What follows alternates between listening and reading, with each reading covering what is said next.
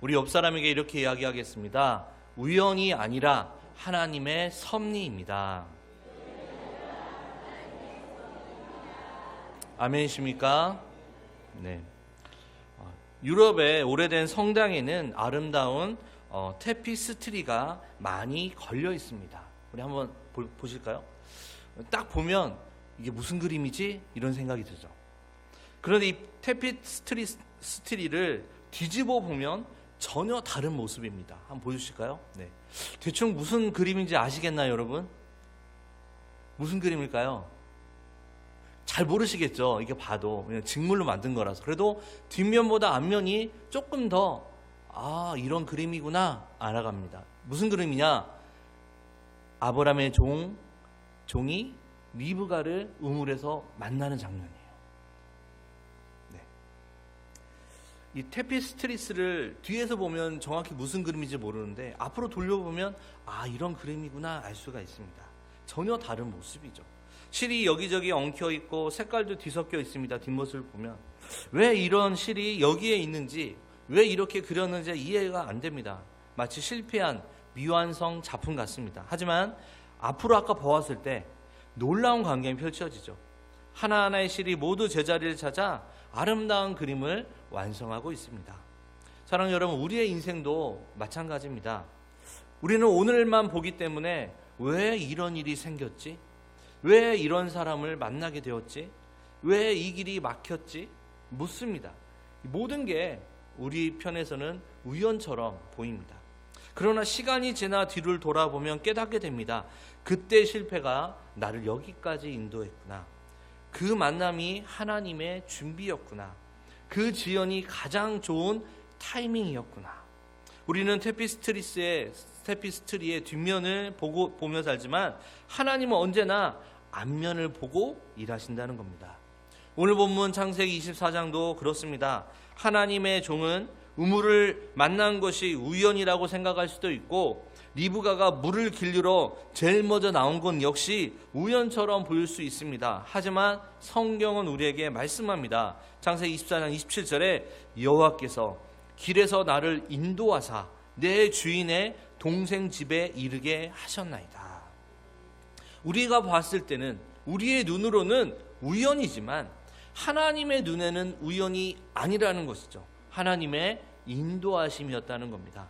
그래서 오늘 말씀을 통해 하나님의 이삭의 신부를 어떻게 만나게 인도하시는지 우리 67절까지예요. 어마어마하게 길어요. 이 67절 크게 세 가지를 한번 살펴보도록 하겠습니다. 첫째, 길 위에서 준비하시는 은혜입니다. 이래서 27절입니다. 오늘 말씀은 이삭이 나이가 많이 될 때까지 신부를 구하지 못하니까 아버지 아브라함이 드디어 집에서 가장 충성된 종을 불러서 땅끝까지 가서 이삭의 신부를 찾아오라 맹세시키는 내용입니다. 도대체 지도도 없고 이름도 모르고 사진도 없고 어디에 사는지도 모르고 실제로 그런 사람이 있는지 없는지도 모르는데 어디에 가서 이삭의 신부를 찾을 수 있을까요? 아브라함은 자기 종에게 하나님의 사자가 앞서서 내 길을 인도하실 것이다 라고 이야기하며 무조건 가라 라고 이야기를 합니다. 사실 창세기 24장은요 창세기 전체에서도 가장 긴 장입니다. 67절까지 이삭의 아내 리브가를 아람 땅에서부터 가나안 땅으로 데려오는 이 한 사건으로 기록이 되어 있어요. 우리가 오늘 창세기 24장을 통해 생각할 수 있는 것은 이삭의 신부 구하는 문제는 이삭 한 사람에 그치는 게 아니라 이삭을 통해서 약속의 후손을 태어나게 하는 그 중요한 신부를 구하게 되는 것입니다. 하나님의 언약의 관점 안에서 그 후손 중에 메시아로 오실 통로로 사용될 여인을 선택하는 과정이에요. 이삭의 결혼 이야기 같지만 그 안에 구원론적인 메시지가 함께 들어있는 사건이라는 거죠. 그래서 오늘 청년부 수련회를 떠납니다, 여러분. 저는 오늘 오후 예배 여기 설교를 할 수가 없어요. 청년부랑 같이 수련회를 떠납니다. 그래서 청년들한테 우리의 수련회는 바로 오늘 오전 예배부터다 해서 청년들이 왔어요. 우리 청년들의 특징은 무엇일까요? 싱글이라는 거죠. 결혼하지 않았어요. 결혼할 사람이 있다고도 하지만 아직 싱글들이에요. 아주 청년들에게 귀중한 말씀입니다. 어떻게 내 짝을 찾을 수 있을까? 물론 여기 앉아 계시는 청년이 아니신 분들은 이미 결혼을 해서 내가 잘못 만났지, 그 사람을 만났어야 되는데 이런 생각할 수도 있지만 그게 아니라는 거예요. 내 옆에 있는 내 배우자는 하나님이 보내주신, 하나님이 만나게 해주신 사람이라는 것이죠. 그래서 우리 청년들 앞길을 몰라요. 누굴 만날지 모릅니다. 어떤 사람 만날지 모르고 어떤 직업을 또 어떻게 될지도 모릅니다. 저도 역시 20대에 그런 생각이 있었어요. 밤에 자려고 불 끄고 누우면 공동체 같은 형제라고 얘기를 해요. 형, 10년 뒤에 우리 뭘 하고 있을까요? 10년 뒤에 제가 누굴 만나고 있을까요? 당시에 우리 그 친한 형이 지금 미국에 선교사로 가신 형인데, 이 형님 하는 얘기, 형님이 당시에 짝사랑하는 한 자매가 있었어요. 선교단체 자매. 그래서 이 자매를 놓고 계속 기도했어요, 형님이. 그래서 제가 형은 꼭 그 누나랑 결혼할 거예요. 막 얘기를 했어요. 항상 축복해주고 꼭 이 누나 만났으면 좋겠어요 했어요. 그런데 어떻게 됐을까요? 못 만났어요. 전혀 생각지 못했던 우리 그 공동체에서 야수같이 생긴 형이 한 명 있었어요. 덩치도 크고 우락부락하고, 그 형이 미녀랑 결혼했어요. 미녀와 야수. 그래서 우리 공동체가 발칵 뒤집힌 거예요. 미녀와 야수가 만났다.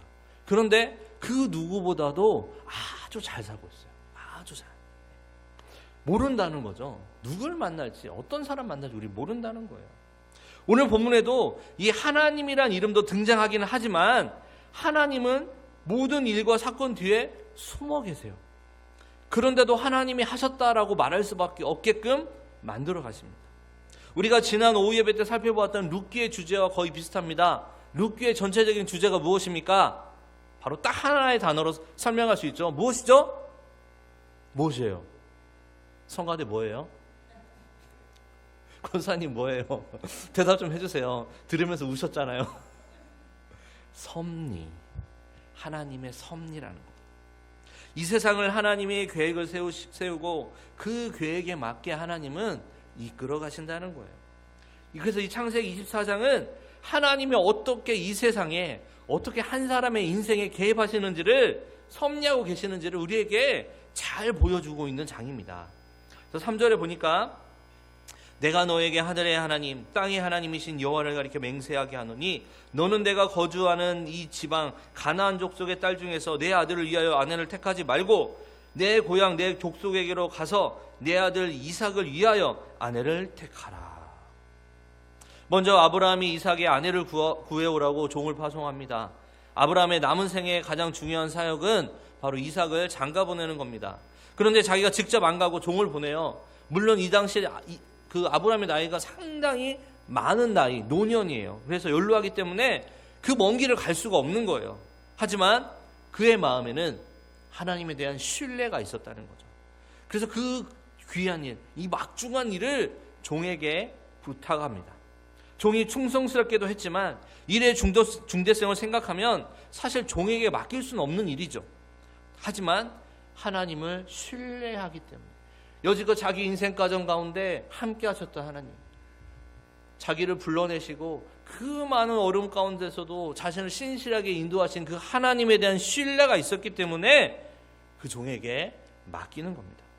우리는 종종 사람들과 동행할 수 없는 이유를 그 사람의 캐릭터, 성격 때문이다 라고 이야기합니다. 성격이 별나고 나빠서 함께 일할 수 없다는 거예요. 결혼할 때 여러분, 만들어진 배우자 만나려고 합니다. 내가 원하는 배우자는 이런 상이야. 우리 청년들 그렇죠? 내가 이런 상, 이런 사람 원합니다.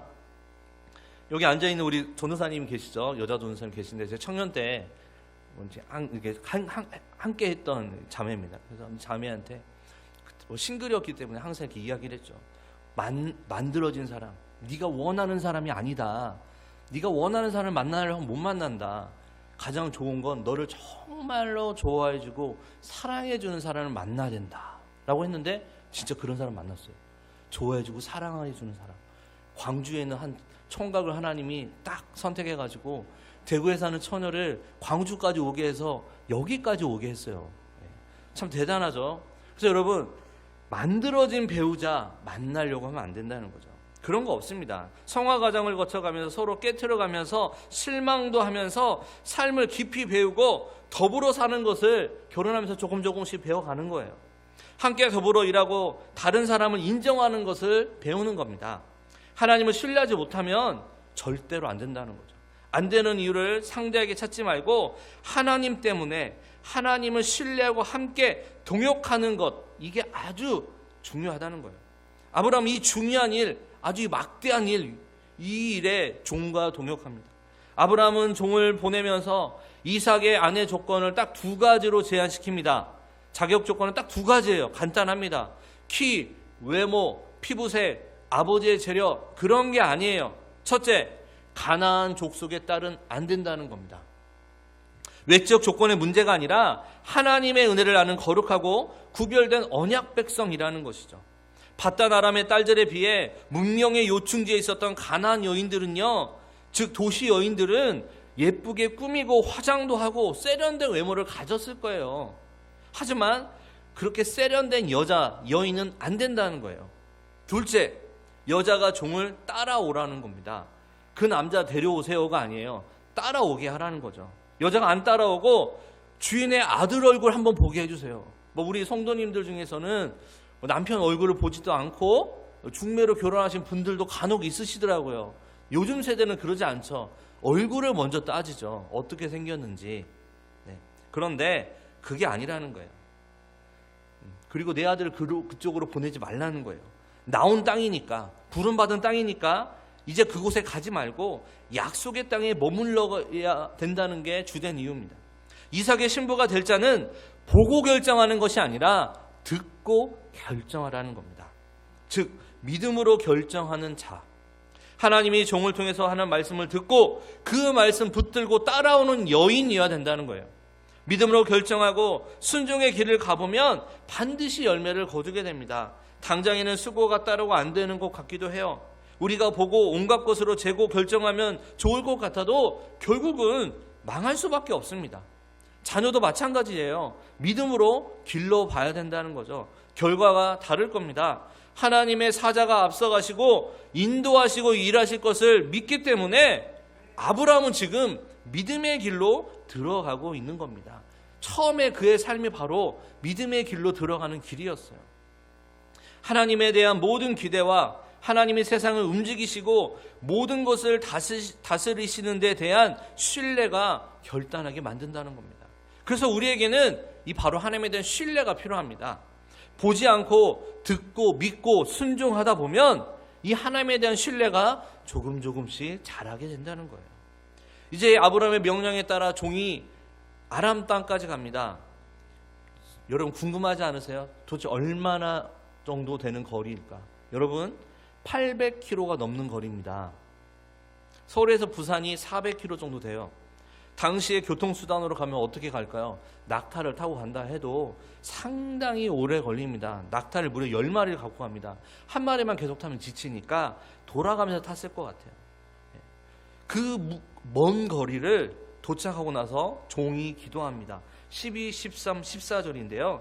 제가 12절 한번 읽겠습니다. 그가 이르되 우리 주인 아브라함의 하나님 여호와여 원하건대 오늘 나에게 순조롭게 만나게 하사 내 주인 아브라함에게 은혜를 베푸시옵소서. 13절 성중 사람의 딸들이 물 기르러 나오겠사오니 내가 우물 곁에 서 있다가 14절 한 소녀에게 이르기를 청하건대 너는 물동이를 기울여 나로 마시게 하라 하리니 그의 대답이 마시라 내가 당신의 낙타에게도 마시게 하리라 하면 내가 당신의 낙타에게도 마시게 하라.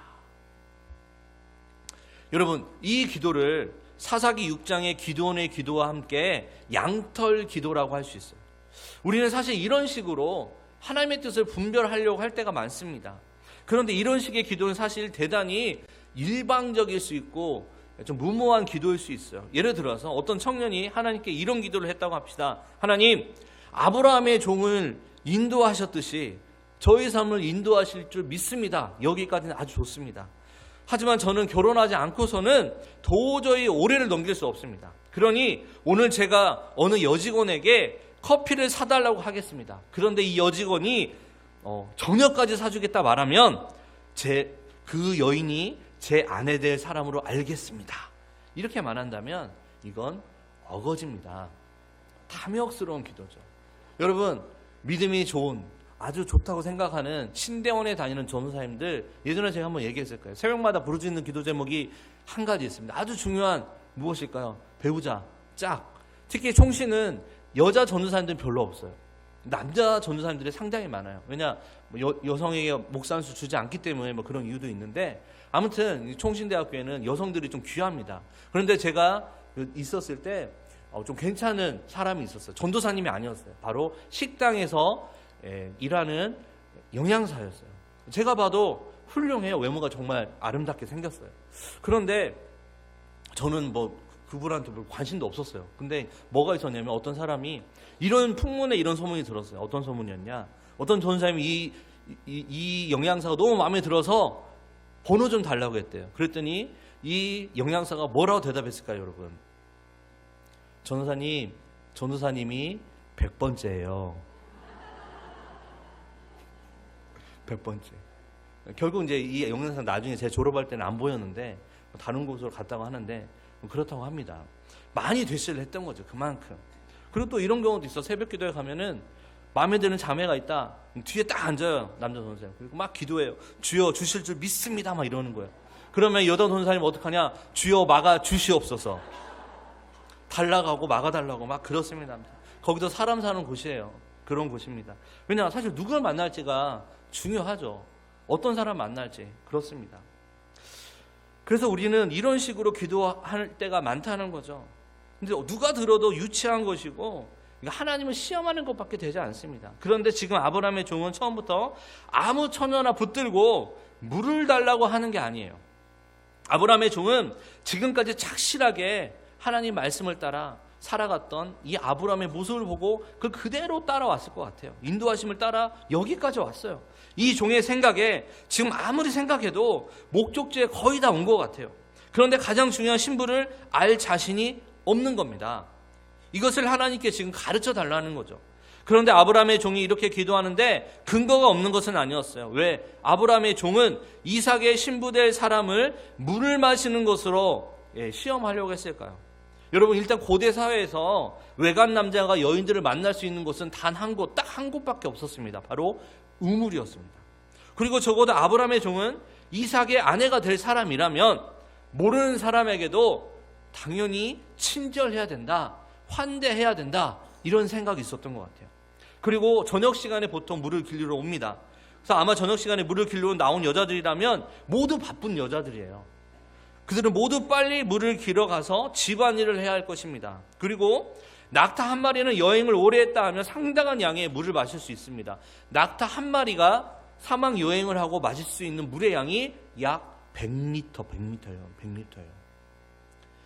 그러니까 리브가가 식구들에서 낙타에게도 물을 주겠다 말한 것은 한두 바가지 떠서 주겠다는 말이 아닙니다.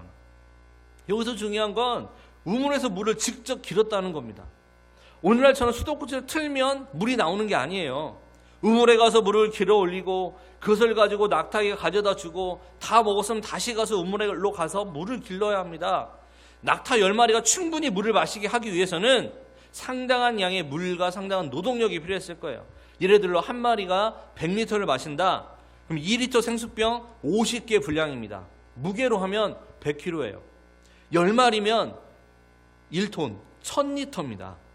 그런데 그것을 수도꼭지에서 받은 것이 아니라 우물에서 직접 날랐다고 생각해 보십시오. 한 번에 10리터를 들고 날라도 10번을 오가야 돼요. 10번을. 그런데 리브가는 그걸 마다하지 않았어요.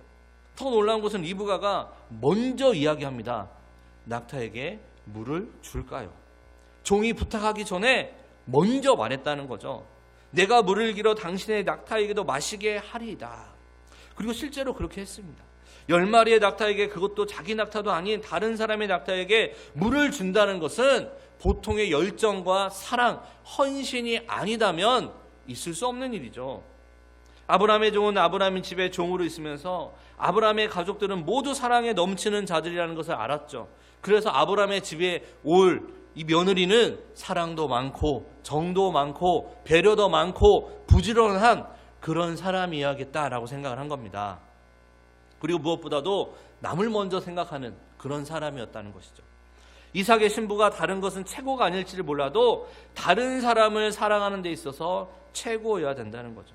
이 종은 이삭의 신부될 사람이 남을 사랑하는 데 있어서 2등, 3등 하면 되는 게 아니라 무조건 1등이어야 된다라는 생각을 한 것 같아요.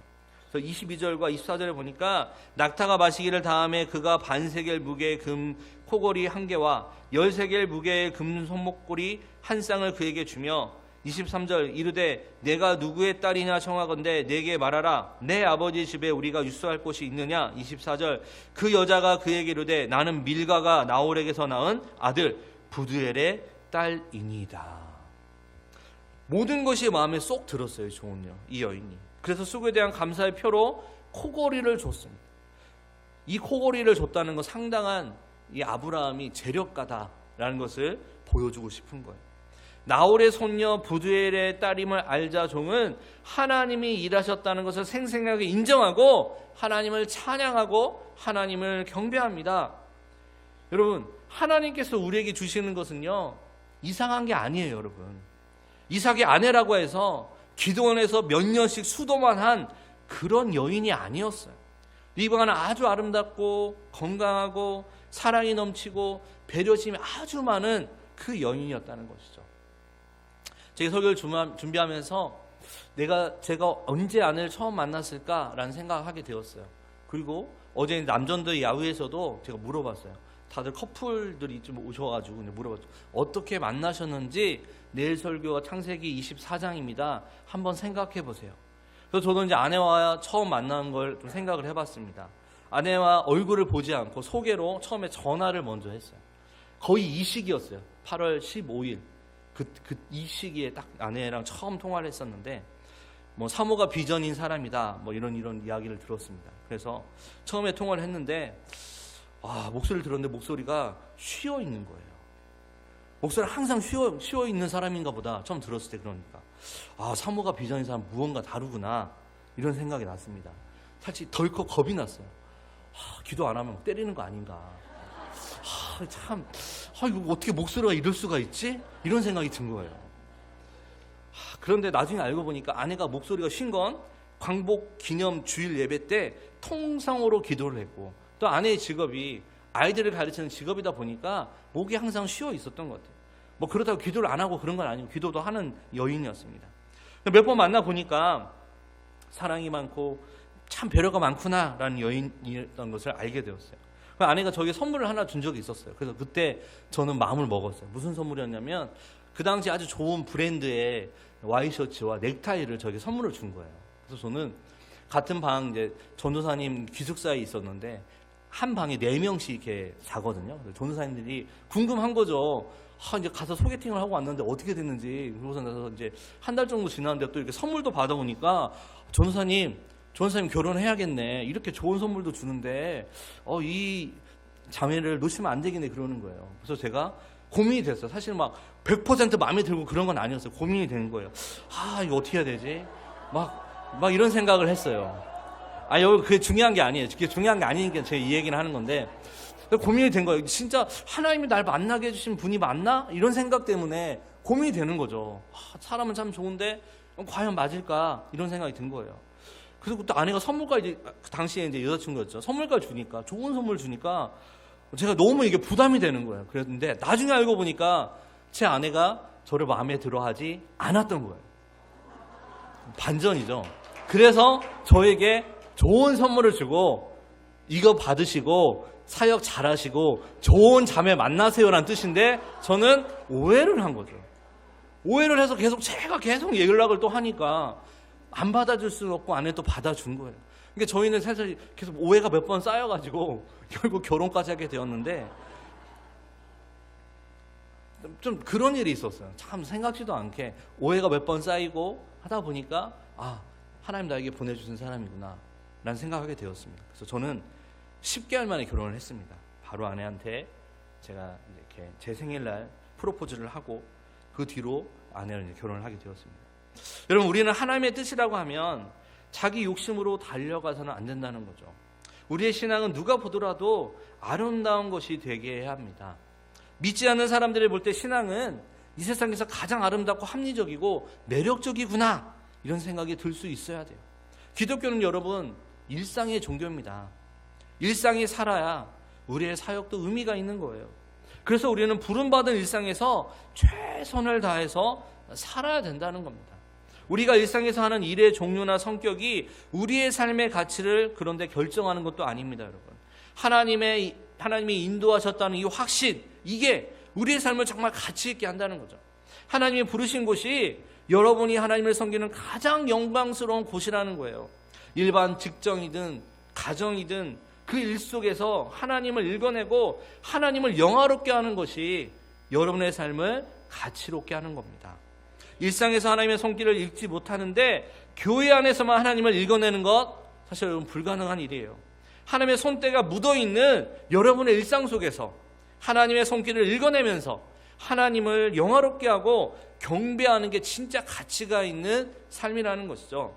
일의 성격이 아닙니다. 목회가 더 가치로운 게 아니에요. 여러분의 일상, 여러분이 보냄받고 일상을 살아가는 곳이 목회만큼 가치롭다는 거죠. 리브가를 만난 리브가가 되게 퉁명스럽게 하고 낙타에게 물도 주지 않고 그랬으면 리브가는 언약 백성이 될 수 없었어요. 그런데 리브가 그렇게 했다는 것은 원래 그렇게 살았다는 거예요. 원래 그런 삶이 몸매였다는 거죠. 그래서 여러분, 우리는요, 보냄받은 거, 부름받은 거, 그곳에서 최선을 다해 살아가야 된다는 것입니다. 두 번째, 우연을 섭리로 바꾸시는 은혜입니다. 28에서 49절입니다. 종은 하나님께 영광을 돌리고 있었지만 여전히 극복해야 할 난관이 있습니다. 우리는 하나님의 뜻을 순종할 때 한번 크게 순종하고 나면 그 다음부터 길이 쉽게 뚫리겠지, 이런 생각하지만 여러분, 그러지 않아요. 리브가를 만난 것은 감격적이에요. 얼마나 은혜로울까요? 그런데 리브가의 가족의 동의를 얻어내는 일 또한 있다는 겁니다. 리브가의 동의를 얻어서 10대 후반의 그녀를 데리고 또 다시 돌아가야 돼요. 800km나 되는 먼 길을 가야 합니다. 그래서 28절에 소녀가 달려가서 이 일을 어머니 집에 알렸더니 29절, 리브가에게 오라버니가 있어 그의 이름은 라반이라. 그가 우물로 달려가 그 사람에게 이르러. 종은 자기에게 위탁된 일을 해결하기 전에는 먹으려고도 하지 않았습니다. 그래서 34에서 43절에 반복해서 아브라함의 가정을 계속 소상하게 이야기를 합니다. 그리고 여기까지 오는데 하나님이 어떻게 도우셨을까? 이런 보고도 합니다. 그래서 아침에 제가 아내한테 이런 이야기를 했어요. 지금 800km나 되는 그 먼 길을 걸어가는데 그 길 가운데 두렵지 않았을까? 모르는 길을 가는데, 또 우리 정장님도 터키에 갔다 오셨죠. 그래서 생각지도 않게, 우연하게 생각지도 않은데 또 다른 곳을 가게 됐대요. 근데 가려고 했는데 덜컥 겁이 났대요. 모르는 곳이니까. 당연히 그럴 수밖에 없어. 사람은요, 모르는 곳에 간다? 겁을 먹을 수밖에 없죠. 이 800km까지 가는데 얼마나 무섭고 떨렸을까, 이런 생각하게 되었습니다. 그런데 하나님은 그를 신실하게 그를 인도하셨다는 거죠.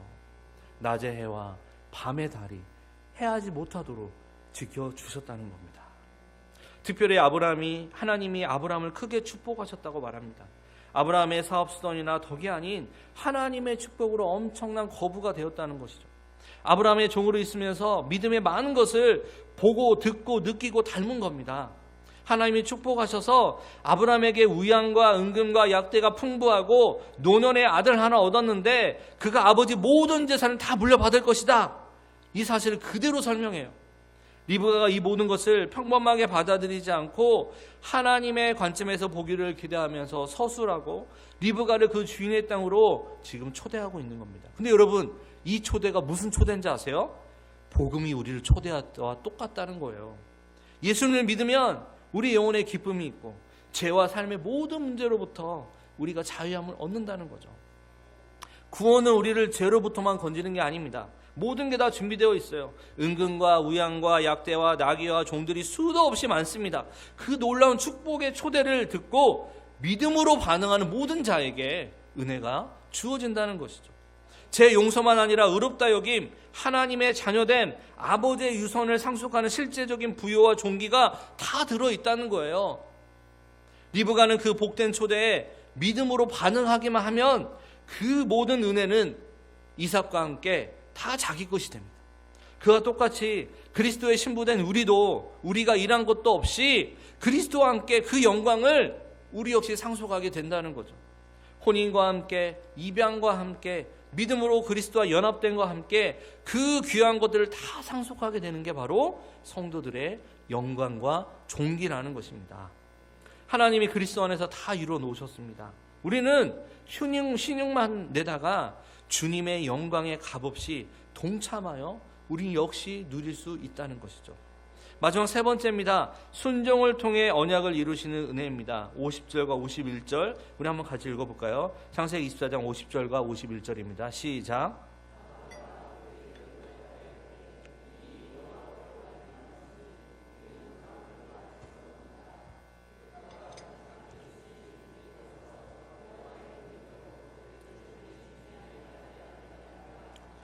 종의 모든 이야기가 호소력이 있어 이 모든 이야기를 다 들은 리브가 가족들이 다 허락을 해줍니다. 라반과 부델처럼 온전한 믿음이라고 볼 수 없는 한계투성이인 사람인들인데 이 종을 통해 하나님의 계획과 섭리의 이야기를 들을 때 미련하고 어리석은 자들의 눈이 열려서 리브가를 위한 하나님의 계획과 섭리가 있다는 사실을 생생하게 보고 깨닫게 된다는 거예요. 이게 계시를 믿고 말씀을 듣는 모든 자에게 열리는 영광이라는 겁니다. 세상 사람들은 눈에 보이고 손에 만져지는 평판이나 결과로 사람들을 평가하고 싶어요. 언약 백성들은 계시를 듣고 눈이 밝아질 때 자신의 참된 존귀와 영광을 깨닫게 됩니다. 만세 전부터 하나님이 자기를 향한 계획을 갖고 있다는 것을 그 사실을 알게 된다는 거예요. 리브가는 종을 만나기까지 한 번도 그렇게 생각하지 못했을 것입니다. 종을 통해 말씀을 듣자 이제 깨닫게 됩니다. 그 계획이 눈앞에서 쫙 펼쳐 보이게 된다는 거예요. 언약 백성은 일이 이루어지는 것으로 결과를 보는 사람들이 아닙니다. 하나님의 언약의 말씀이 임할 때 눈이 열려 날 향한 하나님의 계획을 보게 된다는 것이죠. 우리는 끝없이 등수를 매기는 사회를 살아가고 있습니다. 여러분, 인터넷상에 이런 게 유행한다고 해요. 수도권 지역의 땅값에 따라서 지역 서열을 분류한답니다. 그래서 현대판 계급표가 있어요. 거주지의 땅값 순서에 따라 신분을 황족, 왕족, 귀족, 호족, 중인, 평민, 노비, 가축 7개로 분류를 한대요. 참 야만적이죠, 세상에. 사람들의 마음을 각박하게 만들고 상처를 자꾸 줍니다. 그런 걸로 우리 인생이 사실 여러분 평가되는 게 아니에요. 우리의 가치는요, 세상 모든 만물을 지으신 하나님이 창세 전부터 아무도 주목하지 않고 아무도 기대하지 않는 나에게 나 같은 사람조차 하나님의 꿈과 비전을 가지고 있다는 음성을 들을 때 비로소 바르게 평가된다는 거죠. 그래서 우리는 하나님이 우리를 위한 계획을 갖고 계신다는 것을 믿어야 합니다. 사랑하는 성도 여러분, 사랑하는 우리 청년 여러분, 날 향한 계획이 있다는 사실을 우리는 믿어야 된다는 거예요.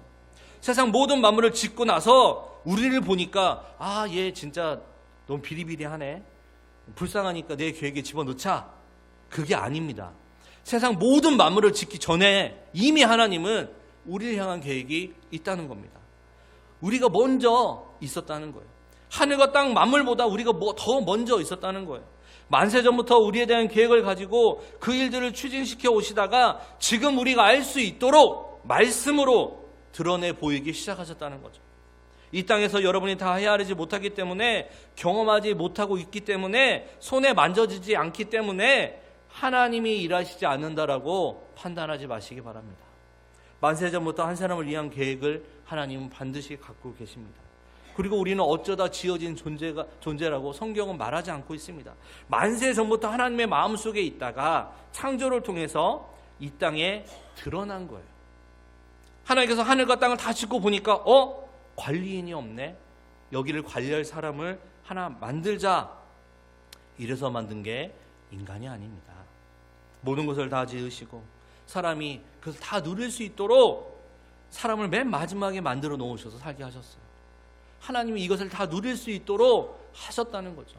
셋째 날에 물과 그 다음에 바다와 땅을 지으시잖아요. 근데 여러분, 바다를 짓고 갑자기 인간을 지으셨어요. 그럼 어떻게 됐을까? 인간이 계속 수영만 해야 돼요. 계속 죽으라고. 계속 수영만 해야 돼요. 땅이 없으니까. 근데 하나님은 그렇게 하지 않았어요. 다 만들어 놓고 누리도록 우리를 지으셨다는 거예요. 54절 이에 그들 종 곧 종과 동행자들이 먹고 마시고 유숙하고 아침에 일어나서 그가 이르되 나를 보내어 내 주인에게로 돌아가게 하소서. 이제 리브가의 가족을 허락을 받아 이제 리브가를 데리고 가면 됩니다. 상당히 먼 길을 여러 날 거쳐서 왔는데 하룻밤 자고 떠난다는 거예요. 리브가의 관점에서 보면 종이 하는 말을 잘 들어보니까 정말 신기한 거죠. 진짜 하나님이 날 계획하셨구나. 하나님이 나를 약속의 언약의 백성을 삼으셨구나. 날 통해 그 일을 이루시는구나. 예. 그런데 이 종이 떠나면 자기도 떠나야 된다는 거예요, 지금. 그런데 바로 떠나기가 여러분 쉽지 않습니다. 어렵습니다. 가족들과 석별의 정도 나눠야 되고요.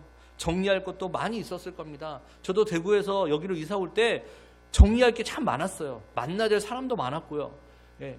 가는 시간이 점점 다가올 때 갑자기 숨이 턱턱턱 막히더라고요. 내가 여기서 10년을 살고 일고 가야 되는데 가면은 모든 설교를 다 해야 되는데 내가 과연 할 수 있을까? 내가 과연 감당할 수 있을까? 사실 그게 걱정이었어요. 교회 오는 게 어려운 게 아니라 그 닥쳐진 일을 해야 될 걸 생각하니까 턱턱 막히는 거예요, 사실. 리브가도 마찬가지였죠. 그 먼 길을 또 가야 되고 새로운 사람들과 살아야 되는데 이게 과연 하나님의 계획은 알겠지만 이게 따르는 게 과연 쉬웠을까요? 쉽지 않았을 거예요. 이제 가면 언제 올지 몰라요. 다시 못 볼 수도 있어요. 지금부터 약 4,000년 전이니까 얼마나 더 힘들었을까요? 그런데 허락받자 바로 신속하게 주인이 기다리는 곳으로 돌아가고 싶어 합니다. 하나님의 일이 연기되지 않고 최대한 신속하게 이루어지기를 원한다는 거죠. 여러 가지 관점에서 리브가의 가족이 10일 정도 있다가 가게 하라는 것은 당연한 반응이에요. 사실 여보 아니죠. 사실 죄송합니다. 사실 이 종을 검증해 볼 필요가 있었어요. 검증해야 되잖아요. 여러 가지가 완벽한데 완벽하고 흠잡을 데가 없는데 낯선 사람이에요, 사실. 사기꾼일지 모른다. 너무 완벽하니까. 하룻밤 자고 바로 떠난다고 하니까 의심할 수 있어요. 결단하기가 쉽지 않았을 거예요, 리브가 가족들은. 그래서 여러분, 우리는 이 종의 태도를 통해서 우리가 하나님의 일을 하면서 하나님의 뜻을 분별하고 그 분별된 뜻들 앞에 어떻게 일 하나를 보여줍니다. 하나님의 뜻이 분명하게 분별되고 나면 즉시 순종해야 된다는 겁니다. 여러분, 이러한 삶의 태도를 이 종은 배운 거예요. 누구에게? 아브라함에게. 여러분, 우리가 5개월 전부터 아브라함을 쫙 살펴봤습니다. 5개월 동안 계속 했습니다. 이제 아브라함은요, 이제 곧 끝나가요. 이제 이삭이 등장합니다. 이 아브라함의 특징이 뭡니까? 결정을 잘 못하는 것 같아요. 이랬다 저랬다고 막 결정을 못하는 것 같은데 하나님의 뜻이라는 확신이 있으면 여러분 뒤돌아보지 않아요. 바로 다음날 이른 아침 아들을 죽이러 갑니다. 그냥 바로. 확신이 있으면 바로 떠나는 게 아브라함입니다. 여러분, 우리가 하나님의 말씀을 듣고 순종하기로 결심하지만 조금만 지체되면 육신에게 기회를 주어서 하나님의 뜻에 순종하지 않을 확률이 더 많다는 거예요. 계속 결정을 번복하고 끝없이 핑곗거리를 만들어내는 게 우리라는 것이죠. 그런 면에서 종은 참 지혜로운 사람입니다. 하나님의 뜻이 충분히 분별되고 나면 더 이상 머뭇거리지 않고 즉각적인 순종을 하고 있습니다. 며칠 더 머물고 가족들과 시간을 보내는 것이 별 의미가 없다고 생각하고 기다리고 있는 주인 아브라함에게 신속히 돌아가고자 합니다. 물론 주인에게 좋은 소식을 전하고 싶었겠죠. 늙은 종이 주인에게 신속한 순종을 드리고 싶은 거예요. 하나님의 뜻들이 분별되기 전까지는 충분히 고민하고 갈등하고 온갖 가능성을 다 생각하지만 뜻이 분별되고 확신이 있다면 바로 순종하고 따라야 되는 게 우리가 해야 될 것입니다. 58절에 리브가를 불러 그에게 이르되 내가 이 사람과 함께 가려느냐? 그가 대답하되 가겠나이다. 이제 리브가가 먼 길을 떠납니다. 65절에 보면 들에서 배회하다가 우리에게로 마주오는 자가 누구냐? 드디어 신랑이 등장합니다. 종이 이야기합니다. 내 주인입니다. 바로 이삭이죠. 아브라함의 죽음이 등장하기 전 24장에서부터 종의 주인이 이삭이 되고 있습니다. 이제 바뀌고 있는 거예요. 자연스럽게. 파송하고 보낸 것은 아브라함이었는데 종이 이삭을 주인이라고 부릅니다. 66절에 종이 그 행한 일을 다 이삭에게 아뢰매. 67절 이삭이 리브가를 인도하여 그의 어머니 사라의 장막으로 들이고 그를 맞이하여 아내로 삼고 사랑하였으니 이삭이 그의 어머니를 장례한 후에 위로를 얻었더라. 이삭이 리브가를 사라의 장막으로 들이고 엄마를 잃은 후에 위로를 경험하게 됩니다. 하나님의 손길이 생생하게 묻어있는 복된 만남의 은혜를 얻게 된다는 거죠. 실제로 남자들은요, 평생을 통해서 여성의 도움이 없이는 존재가 안 됩니다. 어릴 때는 어머니의 보호와 섬김이 필요하고요, 자라서는 아내의 섬김과 도움이 절대적이라는 거죠. 그렇지 않습니까, 여러분? 여러분 옆에 있는 배우자를 생각해 보면 절대적이죠. 하나님이 남성을 머리로 세워놓았지만 남성들은 여성으로부터 체험을 받지 못하면 늘 불안정하다는 거예요. 그래서 돕는 배필로 하나님이 아내를 우리에게, 남편을 주신 겁니다. 아내들은 남성의 연약함을 보고 자기가 우월하다 생각하면 안 됩니다. 남성 우월도 여성 우월도 아닙니다. 남성이 주, 여성이 보조가 아니에요. 세상의 철학과 가르침처럼 남자 여자의 관점에서 머물러서는 안 됩니다. 남자와 여자 관계를 통해 성경이 그려주는 진짜 그림은 주님과 성도의 관계, 교회와 성도의 관계를 묘사하고 상징한다는 것이죠. 남성이 머리임에도 불구하고 여성에 의해 씌워지는 것은 그리스도의 말할 수 없는 겸손의 한 측면을 보여줍니다. 우리가 삶을 볼 때 얼마나 한심합니까? 저는 저 자신이 참 한심할 때가 많아요. 설교하고도 항상 후회합니다. 왜 내가 여보로가 있을까? 왜 이거밖에 못할까? 일주일간 은혜 받을 것을 기다리면서 교회 온 성도들에게 이거밖에 못할까? 후회합니다. 후회하고 있는 중이에요. 우리가 무엇을 갖춰와야, 그런데 여러분, 주님이 우리를 기쁘게 받으시는 건 아닙니다. 이미 구주 안에서 우리를 몸으로 받으셨기 때문에 우리가 아니면 채워지지 않는 연약함을 가진 것처럼 주님이 우리를 존귀하게 보신다는 거죠. 그리스도는 교회의 머리이시고 교회는 그리스도의 몸입니다. 이 관계를 깊이 생각해 보면 참 놀라운 신비가 있어요. 모든 것이 충만하신 주님께서 우리를 자신의 몸으로 받아주셨어요. 우리가 무슨 자격이 있어서가 아니에요. 우리가 무엇인가를 잘 갖췄기 때문도 아닙니다. 주님께서 먼저 은혜로 우리를 받아주셨기 때문이라는 것이죠. 우리는 연약하고 많이 부족해요. 저 자신을 돌아봐도 참 부족한 게 많습니다. 그런데 놀라운 것은 그런 우리를 주님께서 아주 귀하게, 존귀하게 우리를 여기신다는 거예요. 그러므로 내가 나를 바라보는 눈보다 주님이 나를 바라보는 눈이 더 중요하다는 것입니다. 이것은 여러분 교회를 바라볼 때도 마찬가지입니다. 교회가 사람의 모임인 것처럼 사람이 좋을 때는 교회를 사랑하다가 사람이 나쁠 때는 미워하면 좋지 않은 거예요. 교회가 주님의 몸이기에 교회를 사랑하고 귀하게 여기는 것입니다. 성도가 완벽해서 사랑하는 것이 아니라 주님께서 사랑하시는 사람들이기 때문에 사랑한다는 것이죠. 말씀을 마무리하겠습니다. 우리 넓은 세상에서 우리가 가야 할 길을 알지 못합니다. 우리가 누구를 만나고 평생 무엇을 해야 될지 이걸 안다는 건 사실 불가능합니다. 이삭이 리브가를 찾는 것만큼 막연하고 어려운 일이에요. 그런 하나님은 우리를 먼저 천사들을 보내어서 길을 준비해 놓고 계십니다. 우리가 하나님의 기준을 가지고 따라가기만 하면 하나님은 준비해 놓은 복을 우리에게 그냥 거저 주십니다. 그래서 여러분, 우리는요, 이 말씀에 순종함으로 하나님이 준비하신 은혜의 복을 늘 받으시는 여러분 모두가 되시기를 주의 이름으로 축원합니다. 기도하겠습니다. 하나님 아버지, 오늘 말씀을 통해 우리의 길을 인도하시는 하나님을 바라보게 하시니 감사합니다. 아브라함의 종이 기도하며 하나님의 인도하심을 구했던 것처럼 우리도 모든 일을 기도로 시작하게 하시고 하나님의 뜻을 구하게 하여 주시옵소서. 우리의 생각과 계획보다 하나님의 뜻을 앞세우게 하시고 하나님께서 예비하신 길을 믿음으로 따라가는 우리 모두가 되게 하여 주시옵소서. 오늘도 우리의 가정과 자녀와 모든 삶을 주님의 손에 맡겨드리오니 선하게 가장 좋은 길로 인도하여 주시옵소서. 감사드리며 예수 그리스도 이름으로 기도합나이다. 아멘.